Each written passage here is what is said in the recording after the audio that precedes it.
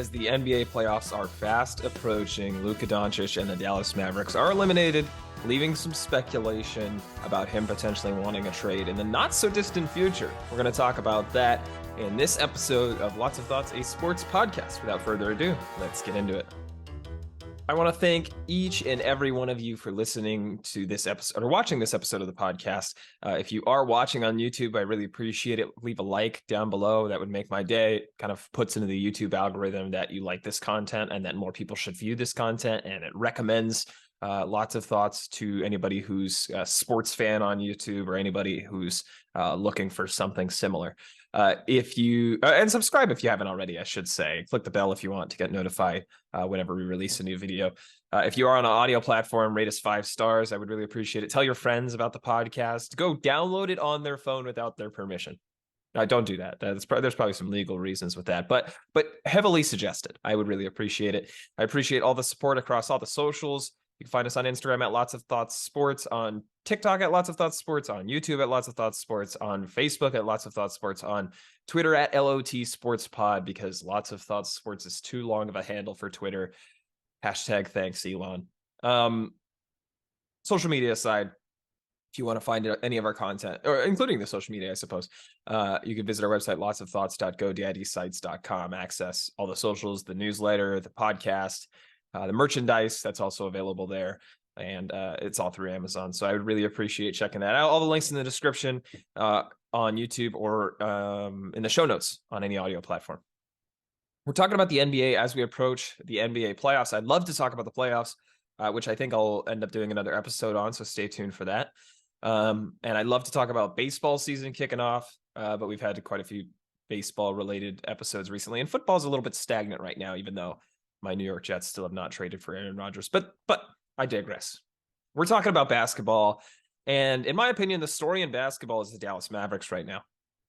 If you're not familiar, I believe they were the 5th seed, roughly mid-season. They make a trade for Kyrie Irving, and we'll break this down a little bit more.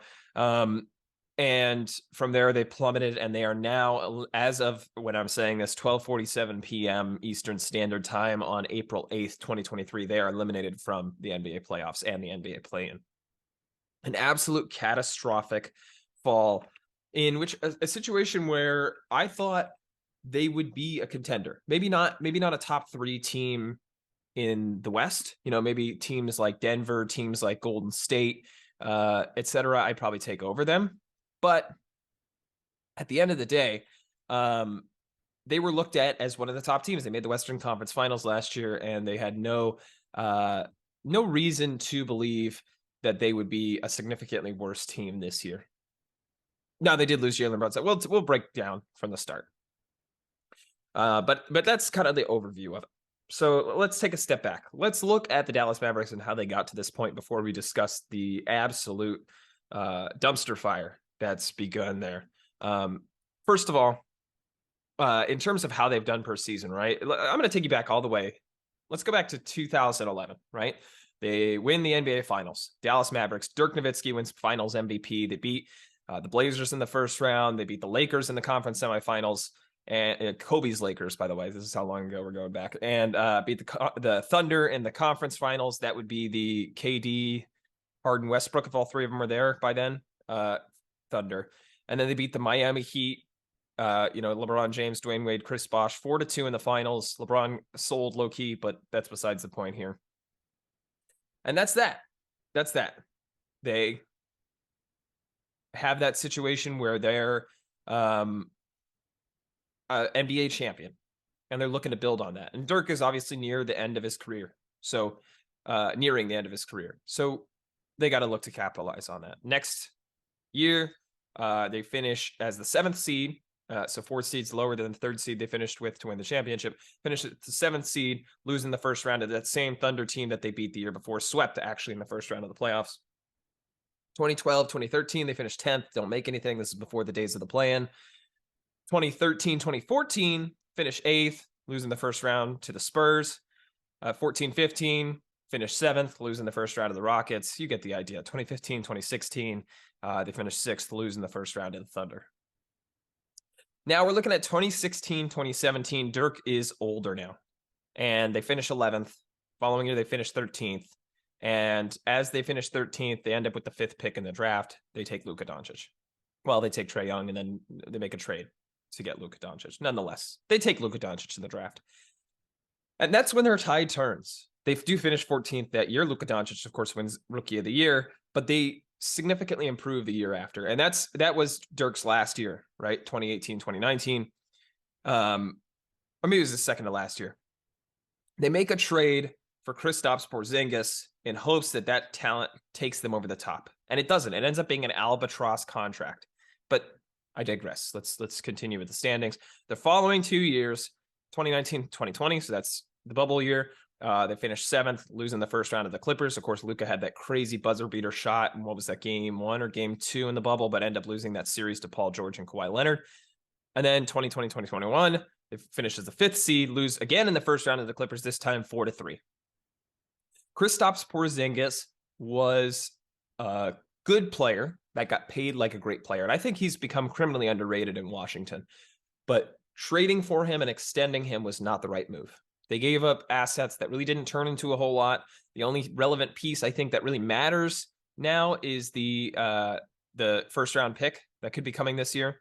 But nonetheless, we'll talk about that in a little bit. That really caused issues for them. They end up moving on for Kristaps Porzingis, trade him to the Wizards, obviously, to get in return Spencer Dinwiddie and Davis Bertans. Davis Bertans, an awful contract himself. Spencer Dinwiddie just got paid by the Wizards, but they were having some culture issues, and they made a talent step up, in my opinion. I love Spencer Dinwiddie. Obviously, he's a net now, so obviously I love him. Multi-time net, but they made a talent increase to go from Dinwiddie. Bertans was worthless at that point after getting paid. They made a step up to go from Dinwiddie to Porzingis, and the Mavericks made a step down for fit and for contract maneuverability. So in this route, the Dallas Mavericks, let me restart that sentence. In this area of time, this era, 2021, 2022 season, they significantly improved. Spencer Dinwiddie is a secondary ball handler that they put alongside Luka. Bertans doesn't play a lot of minutes, but there are other pieces, whether it be Dorian Finney-Smith, whether it be Dwight Powell, whether it be Tim Hardaway Jr. They make good plays, and that's all you can really. Maxi Kleber, and the Mavericks do well in the playoffs. They finished with the 4th seed, but they do well in the playoffs. They beat the Jazz in the first round, which we would then find out is the end of the Jazz as we know it, because the Jazz would go on to trade Donovan Mitchell to Cleveland and Rudy Gobert to Minnesota. They beat the Phoenix Suns in the conference finals, who had just made the NBA finals the year before and lost to the Milwaukee Bucks. And then they lose in the conference finals to the eventual champion Golden State Warriors, 4-1. Not really a close series, but it was considered a win by the Mavericks to get that far, in my opinion. And then they come into this season, and there was clear pressure for Luka to have a star around him. He was clearly putting that on the organization, and they make a trade for Kyrie Irving. So, considering Luka wanted star power around him, I don't think the decision to trade for Kyrie Irving in a complete vacuum is a bad idea. And, maybe let me even take a step back further than that and look at the roster as a whole and what you need to do to build a team around Luka. So his first few years, Luka's team was relatively stagnant. They add Kristaps Porzingis. I don't think that was a bad star to play alongside Luka. I think they paid him too much, and that's what screwed him over. And he was also not that available, not that aggressive on the rebounds, especially, but with scoring as well. I felt like he oftentimes was passive. Maybe that's because he's playing with Luka. Maybe that's because he didn't like the situation in Dallas. Who knows? He didn't like Rick Carlisle, head coach at the time. I don't know. But I think building around Luka Dončić is somewhat similar. It's not incredibly similar, but it's somewhat similar to how you would build around LeBron in the last 5 or so years of his career.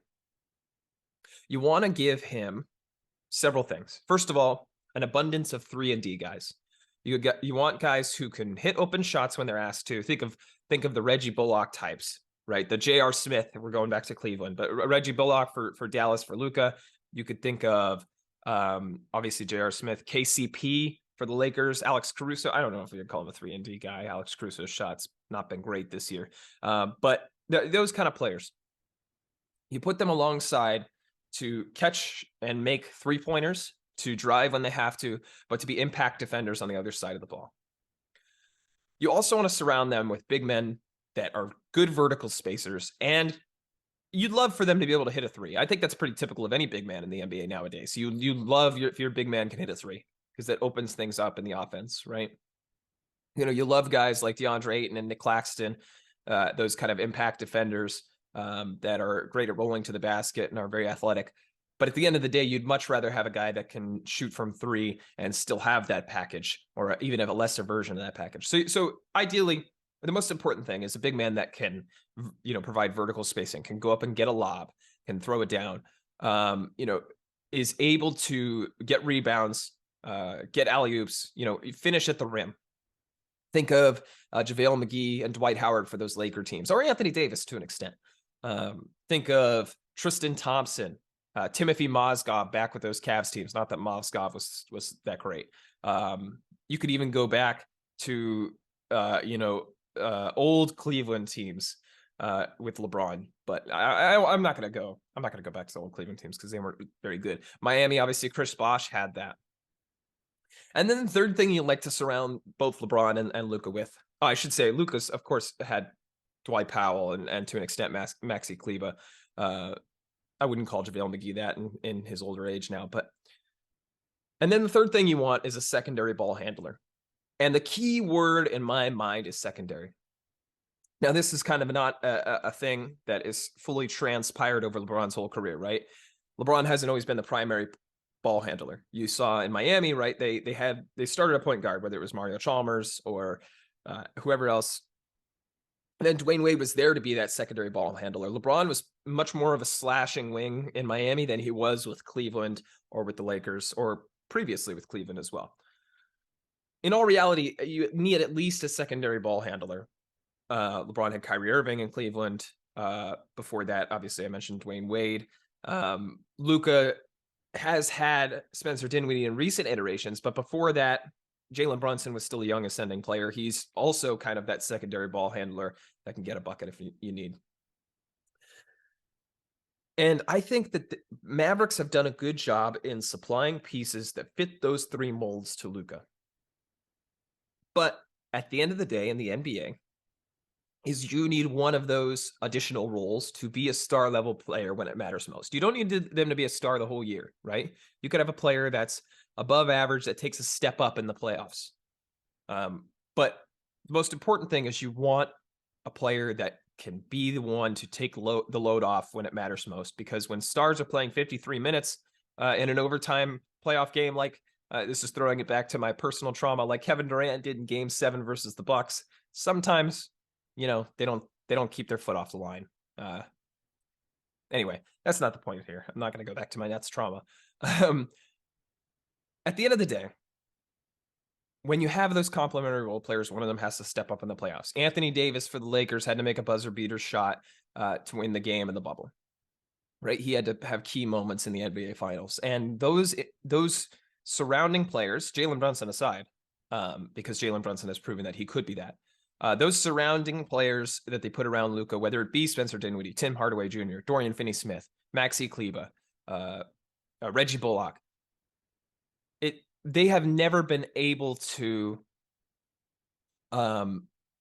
be the one to take the shot alongside Luka, like Kyrie Irving was for LeBron, like Dwayne Wade was for LeBron, like Anthony Davis was for LeBron.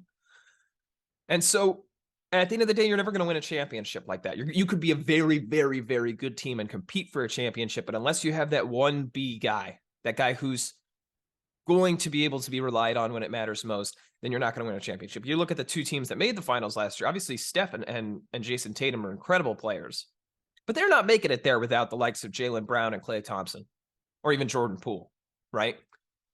You look years before, Milwaukee, obviously Giannis is an incredible player, right? Top 5 player in the league. And on Phoenix side, Devin Booker is really an ascending young player, but they're not making it there without Chris Paul and Chris Middleton, ironically, 2 Chris's, or even Drew Holiday, right? For the Bucks side. You need that second player to be a star when it matters most. And the surrounding cast that they put around Luka is not that.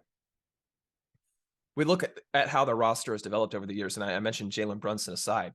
They let Jalen Brunson go. And when they made the trade for Spencer Dinwiddie, it was always a little bit of a weird fit with the 3 guards. Dinwiddie, I think, is better as a primary ball handler. In my opinion, Jalen Brunson is better as a primary. I don't think that's my opinion. Jalen Brunson is better than as a primary ball handler, and we see that in New York when he's allowed to be the focal point for most of the offense, Julius Randle aside.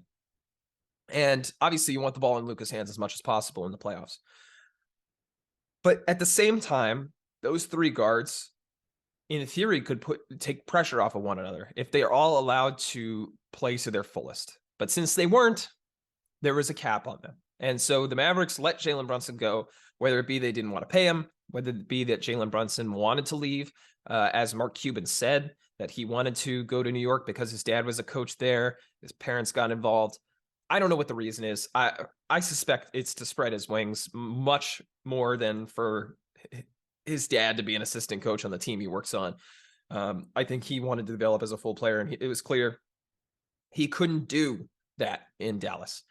And so they let him go. And originally it seemed like it wasn't such a bad situation because the Mavericks were the 6th seed.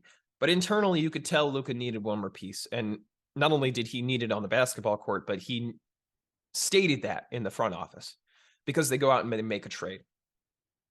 And that's where this all starts to fall apart. I think Kristaps Porzingis being extended was a poor move, obviously. But I think letting Jalen Brunson go and then making a panic move for a similar player who's a complete opposite of a culture fit is where these things start to crumble. So they make the trade for Kyrie Irving, a guy who's noted to have locker room issues, a guy who's played his way in and out of multiple situations, 3 different teams, 3 different cities, 3 different fan bases, 3 different really atmospheres. You know, you go from Cleveland, who was centered around LeBron, who provided the most protection for any secondary player in the NBA, right? All the strings and arrows are going to be drawn at LeBron, not drawn at Kyrie. And he didn't like that. He wanted more of a spotlight. So he goes to Boston, asks for the trade, ends up in Boston, and he's got the spotlight. He's got a team of young players that he leads to the playoffs who perform better without him at the end of the day. And now we know that it's because Terry Rozier's a better player than we thought he was. But nonetheless, they perform better without Kyrie Irving, and he says he's going to stay, eventually leaves, ends up in Brooklyn. They build something around him and Kevin Durant, his best friend, trade for another star, and all of a sudden there's friction there between Kyrie and James Harden. Trade away James Harden, and then it all blows up when Kyrie Irving wants an extension and asks for a trade as part of leverage. And now, I believe, and I've said this, I believe that Kyrie Irving didn't want out of Brooklyn. I believe that he wanted a full max. The Nets didn't want to give him a full max, and he requested a trade to gain some leverage. And the Nets, at the end of the day, called his bluff. I think the Nets sat there looking at Kyrie Irving and all the trouble he's caused, from the vaccine to the anti-Semitic movie promotion and all the time he's played, which is not a lot, not as much as they wanted him to. And they said, you know, if we could trade Kevin and get Mikal Bridges and Cam Johnson and picks, and we can also move on from Kyrie and get Dorian Finney-Smith and Spencer Dinwiddie and still be a decent team and have more picks for the future and try to develop, you know, guys that haven't had such a big role like Dinwiddie and like Cam Johnson and especially like Mikal Bridges into, you know, improved players, maybe we're better off just moving on. And that's what they did. I think Kyrie Irving tried to bluff and got called on it and ended up in Dallas in a situation where they were desperate for a star because they let Jalen Brunson go, who's the second best player on that team. They acquired Christian Wood, sure, but Christian Wood was never a good fit. He's not a vertical spacer. He's not an impact defender. He's not a 3-and-D guy. He's not any of those roles I talked about. He's not a prime or a secondary ball handler. He's not a guy that fits well alongside Luka. And so they acquired him. He's unhappy with his role coming off the bench for some reason, even though I think he's the second best player on that team. Maybe you say Dinwiddie is. I don't hate you either way. But nonetheless, he's coming off the bench. He's not happy. And so they make a trade for Kyrie Irving out of desperation because they needed a star, because they hoped this could boost them. And they traded away. Let me pull it up. I have the full trade here. The trade was sending Spencer Dinwiddie, Dorian Finney-Smith, Dallas's 2029 first round pick, unprotected, and second round picks in 2027 and 2029. And then they got Kyrie Irving and then Markieff Morris, who's just a throw-in. The Nets never played him. The Mavericks barely play him. But nonetheless, basically for Kyrie Irving. And they gave up Spencer Dinwiddie and Dorian Finney-Smith, two guys who fit perfectly in those roles I described earlier, right? Dorian Finney-Smith is at his best, the epitome of 3 and D. He's much more D than he is 3. Now that's a sentence. You can clip that and play that over and over again. But he's much better a defender than he is a 3-point shooter. But nonetheless, he's a 3 and D guy. And Spencer Dinwiddie is the epitome of a secondary ball handler in Dallas, or he was the epitome. And I always thought that was a better fit for Spencer Dinwiddie. And now I've clearly gotten that wrong, because I think Dinwiddie is better as a primary ball handler and has shown that in Brooklyn. But nonetheless, more on my point, they gave away two guys who fit perfectly in those roles for a guy in Kyrie Irving, who sure is a secondary ball handler and fit well alongside LeBron, but at the same time is a locker room issue. And I say, before I get into the locker room issue part, I say that he fits better, he fit well alongside LeBron. LeBron is not the ball handler that Luka was. LeBron's an incredible passer, pass first guy, right? But Luka requires the ball in his hands more than LeBron at the end of the day. Luka is the point guard. And he's not a point forward. He's a point guard. LeBron is a point forward in every sense of the word, where you probably want the ball in his hands. If the ball's not in Luka's hands, there's probably a problem. Now, you add Kyrie, and maybe that's, a different conversation. There's obviously possessions that, secondary ball handlers, and take over, and that's why you have them. But Luka's going to have the ball in his hands 99% of the time in the playoffs. And so I don't think Kyrie Irving fits as well next to him. But the real issue, as I mentioned, is the locker room issues. This guy has played his way out of 3 situations, all of which seemed perfectly set up for what he wanted. Cleveland, perfectly set up. He was a guy that was weird, little strange, right? Earth is flat kind of thing, which he says is a joke, but nonetheless. And he had none of the spotlight on him. It was all on LeBron. While he shined alongside LeBron, he wants his own spotlight. So he goes to Boston, where he has the spotlight, doesn't do well enough in the playoffs. Team does better without him.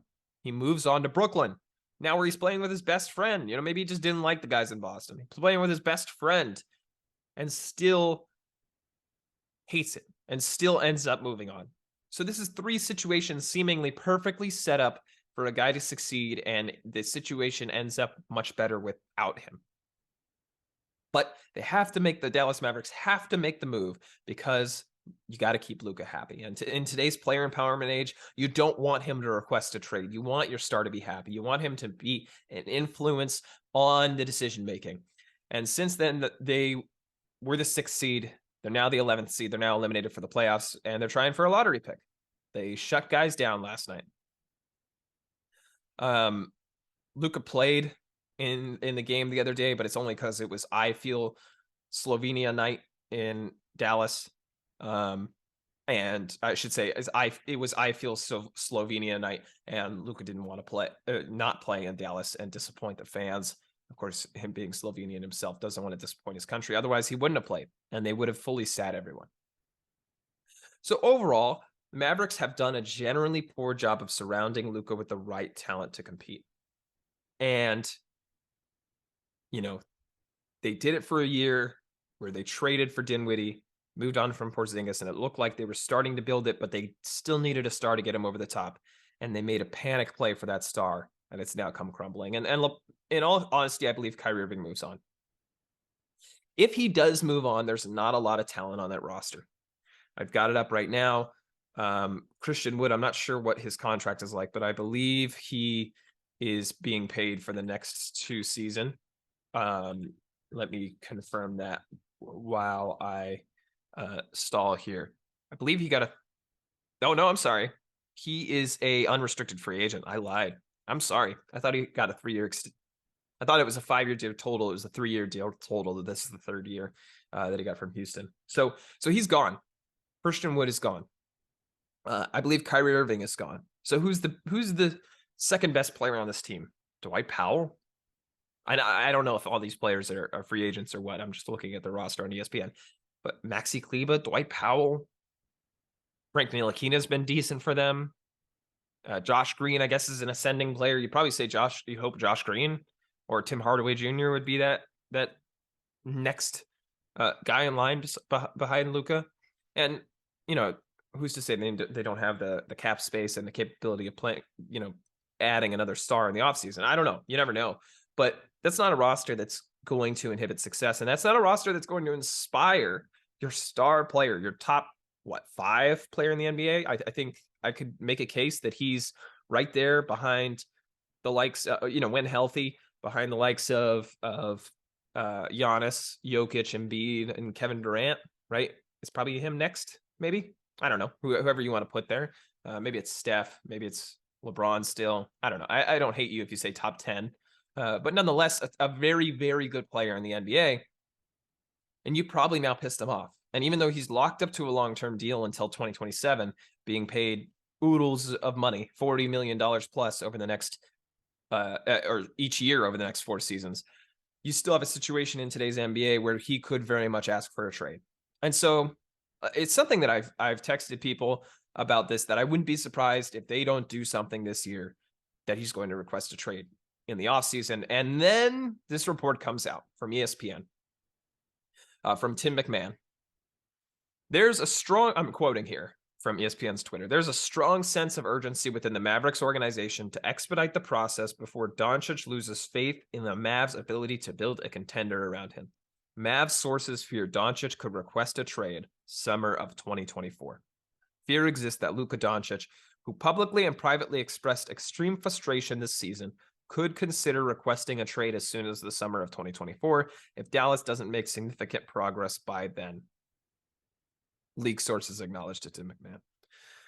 So I didn't even talk about the coaching change. I don't really want to get into that because I don't think it's really that big of an impact here, even though I don't think Jason Kidd is that great of a coach. I think he did all right, and Rick Carlisle is one of the better coaches in the NBA, in my opinion. But coaching aside, the roster building is frustrating Luka. And as I mentioned, it's clearly frustrated him for a while. And that's why Kyrie Irving was traded to Dallas. That's why that move was made, to try to appease Luka. And they did it in the absolute worst way possible and tank their season. And if you're Luka Dončić and they surround you with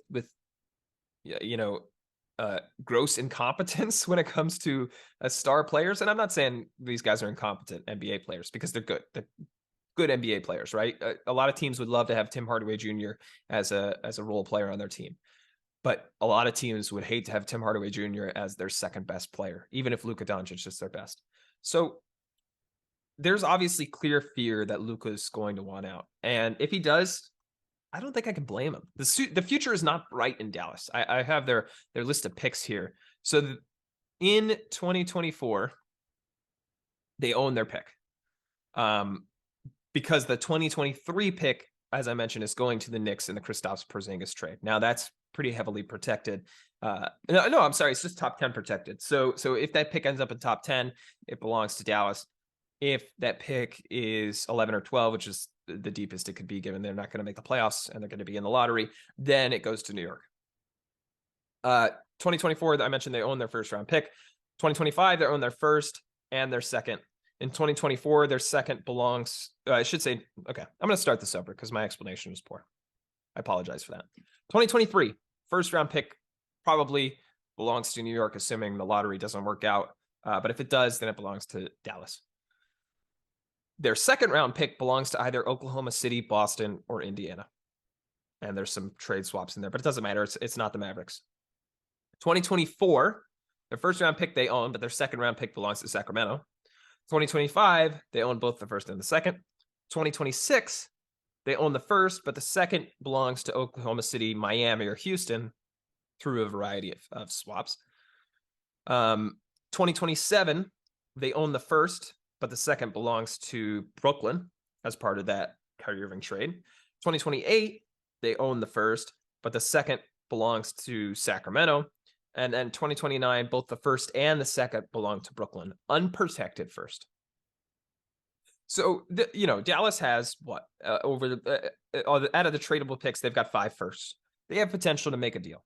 They don't have potential to make necessarily a huge splash, in my opinion, just because you see these trades that are happening, whether it be the Kevin Durant deal, whether it be, if we look a few years back, the James Harden deal. It requires an impact young player, or even the Donovan Mitchell deal, I think. It involves an impact young player and a boatload of picks. I think Rudy Gobert's trade set the price to where a player who I think is a little bit overrated, and is someone that is not an impact player in playoff moments, is a guy who netted incredible amounts of first round picks and swaps. So you think of a situation where that player is a star player in the playoffs, whether it's Kevin Durant, whether it's this upper echelon of player. You're going to need not only those boatload of picks, but you're going to need a young, exciting asset. And maybe Josh Green's that guy. I don't know. I don't think he is, unless he takes a step up this year, and maybe teams see a brighter future in him. But that's what they need to really land a star in this league to pair alongside Luka. And a star without, significant locker room issues like Kyrie had. So is Luka going to request a trade? I guess that's what this comes down to. At the end of the day, if we're betting, I'd say no. But if he does get traded, Brooklyn, namely, loves that they have that 2029 pick. And Dallas is in a really unfortunate situation. Whatever team trades for him is going to give them a lot of assets. A lot of assets. It's going to be an incredible haul because at the end of the day, he is 23 years old. That's what blows my mind about all this. Luka is still an incredible young player. I'm sorry, he's 24 years old. Still an incredibly young player. He just turned 24 a couple months ago. He has all of the world of his career in front of him. This is not a guy like Kevin Durant being traded in his mid-30s, right, to add a piece to a contender for a few seasons. This is a guy who's a young piece you could build around, a young superstar that still probably has his best years of basketball in front of him. So the amount that the Dallas Mavericks could net from a trade would be incredible. And that's part of the reason why I don't think eventually a trade happens. But if it happens, I don't blame him for requesting it. I really don't. Because they've failed to make a situation where he can succeed at the highest level. They've drafted Dirk, surrounded him with a decent amount of talent, won a championship. Then they made a bunch of poor decisions along the way. They drafted Luka, a really incredibly great decision. And they've made a bunch of poor decisions since. So maybe it's that, these situations haven't worked out. It's just victim of circumstance. Or maybe at the end of the day, it's just that a blind squirrel finds a nut every once in a while. And that nut just happens to be a 24-year-old superstar. I don't know. But Dallas is going to have to face some major roster reconstruction in this offseason if they want to have a chance at a championship next year, which is, I think, the easiest way and possibly the only way to keeping Luka Dončić in Dallas long term. Well, that'll do it for this episode of Lots of Thoughts, a sports podcast. If you like this content and you're watching on YouTube, click the like button down below and hit the red subscribe button if you haven't already, or if you're on dark mode, I suppose it's a white button. Nonetheless, click subscribe, click the bell to get notified whenever we release a new video. If you're listening on an audio platform, give us a 5-star review, and I'd really appreciate it. And if you're interested in our socials, the links are in the description at Lots of Thoughts Sports on most places besides Twitter. But like I said, links in the description on YouTube or on the show notes on any audio platform. Or you can visit our website, lotsofthoughts.godaddysites.com. Thank you very much for watching or listening to this episode. I hope you enjoyed. Have a wonderful rest of your day.